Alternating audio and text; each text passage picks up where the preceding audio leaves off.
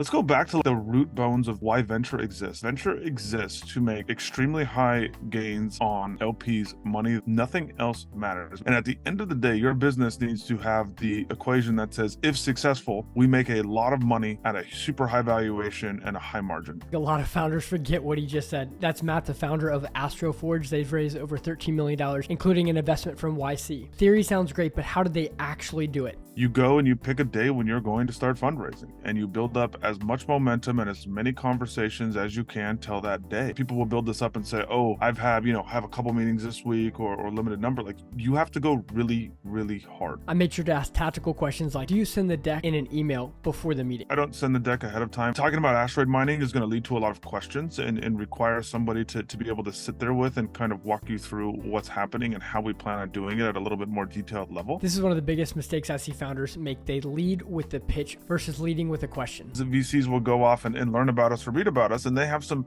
questions, things they don't understand or things they want to challenge. And that's where I like to start off the conversation. I want to answer people's questions and make sure they understand the physics behind it before we even go into what the company's trying to solve and how we're going to change the world. Just some teasers. Enjoy it. Boom. Welcome to the Top.VC podcast. I'm your host, Adam O'Donnell. I'm on a mission to help founders hit product market fit and oversubscribe their next round. I do that by interviewing founders and VCs around these topics. If you don't get a tactic or strategy, please let me know. My email is adamfodonnell@gmail.com.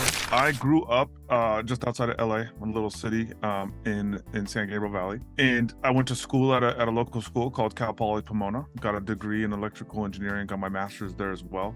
And to be honest with you, when I got out of school, I never had the vision of becoming a founder. That isn't at all what I wanted to do. I wanted to go work on really, really hard problems, very technically and physics constrained problems, and try to understand things a little differently.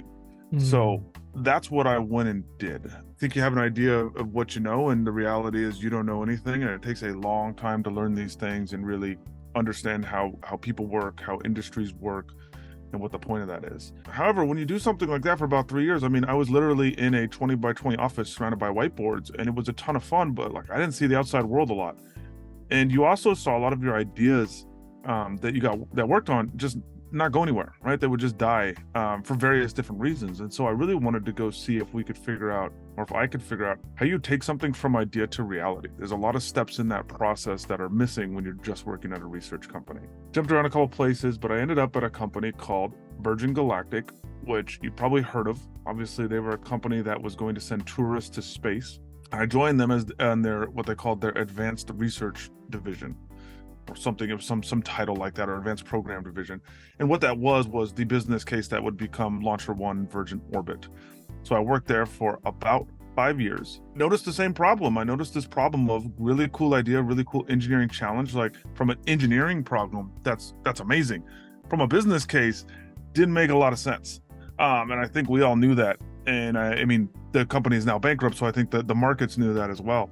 So went off and joined a company called Bird Rides, which is the scooter company that was everywhere in the world. At the time I joined, it was the fastest growing company ever created. And they had some massive challenges of manufacturing and these cool kind of challenges that I hadn't taken on before. Did that for about 1.5 years, but always had the itch to go back to space. Like, I've always loved space. This is very much a passion idea of what is space. When I had the opportunity, I left and I started a company, and that company became AstroForge. That decision to leave Bird, or however that looked, if it was like a layoff or whatever it is, I think diving into that to help founders who are on that edge, deciding to make that decision. The decision was very, very hard. In fact, looking back on it, I don't know why it was so hard, but I think the hardest thing for any founder to do is actually do it.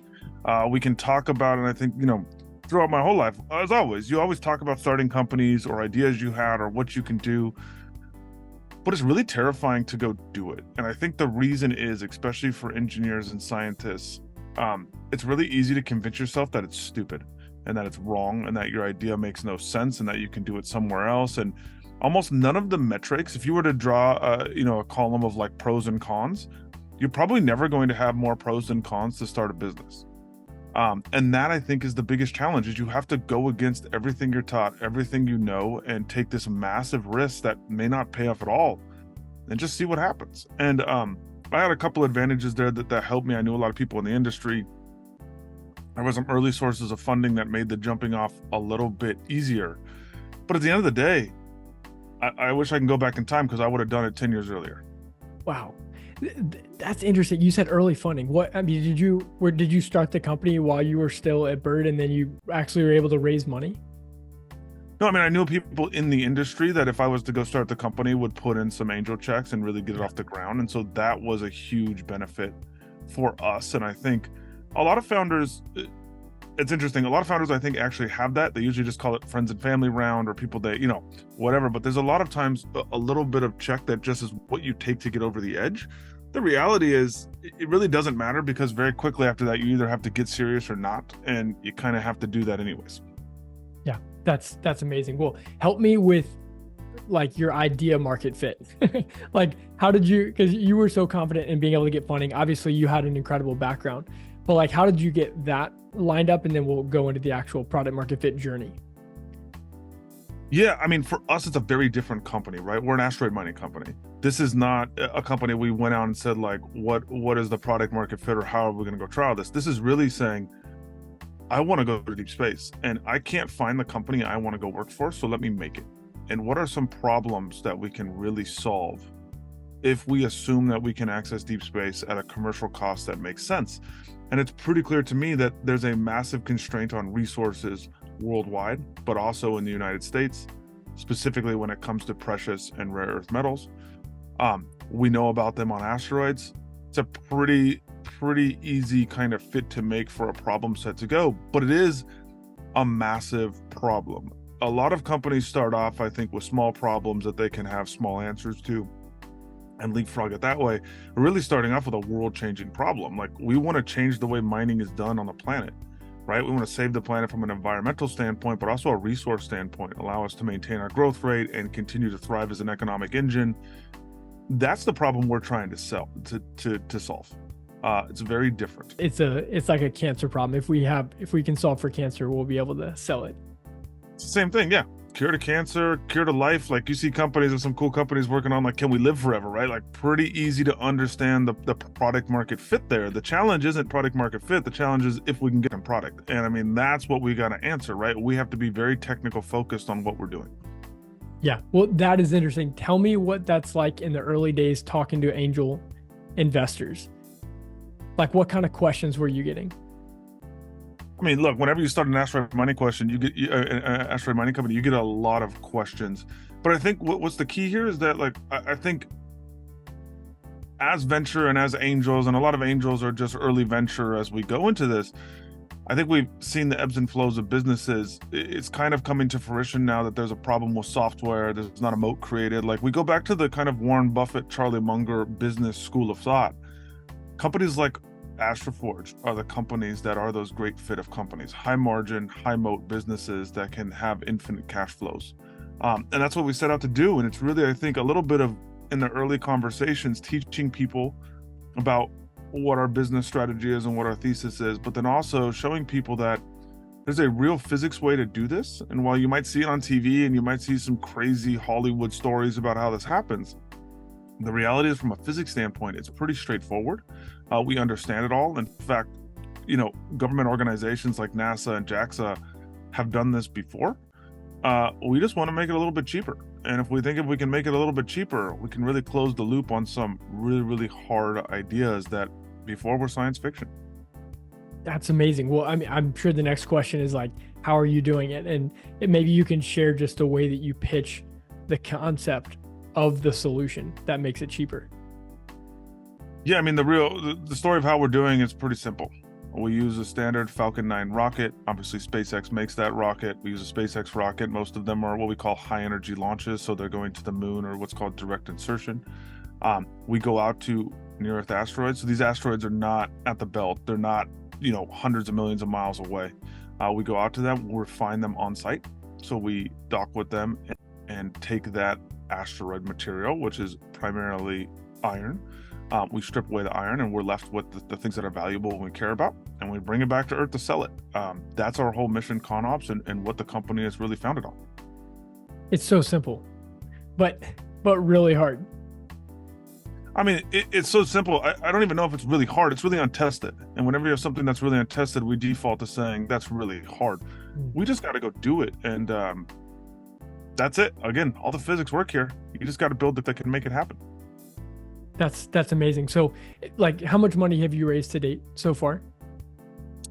Yeah, I mean, publicly we've announced we've raised 13 million. That's amazing. So you've been able to convince that many investors, including Y Combinator, to like that you are the right team to get to that solution.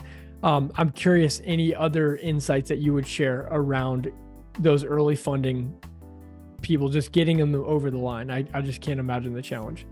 I mean, getting them over the line. Look, I think there's a lot of papers out there on how to, you mentioned this before, how to gamify, how to look at this from a different concept, how to prove all of these concepts. Let's go back to like the root bones of why venture exists. Venture exists to make extremely high gains on LPs' money they put in. Nothing else matters. We can say whatever wrapper we want on that. We can put whatever else here. The reason venture exists is because you're an LP, a limited partner in a fund. You put in $1 million. You want to get back $10 million 3 years later, 5 years later, 7 years later, 10 years later, whatever. And at the end of the day, your business needs to have the equation that says, if successful, we make a lot of money at a super high valuation and a high margin.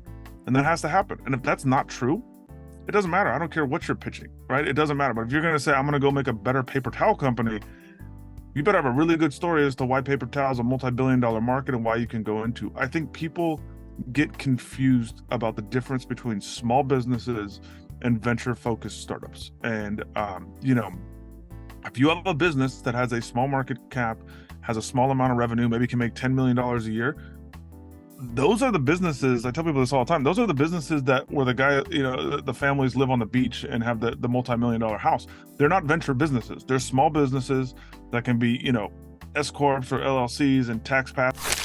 Thanks for listening to the Top VC podcast. I'm your host, Adam O'Donnell. I'm on a mission to help founders hit product market fit and learn how to oversubscribe their next round. If you didn't get a tactic or strategy in either of those, please email me at adamfodonnell@gmail.com. Or if you just have any other feedback, suggestions, I want to keep improving the way that this podcast serves founders. Boom.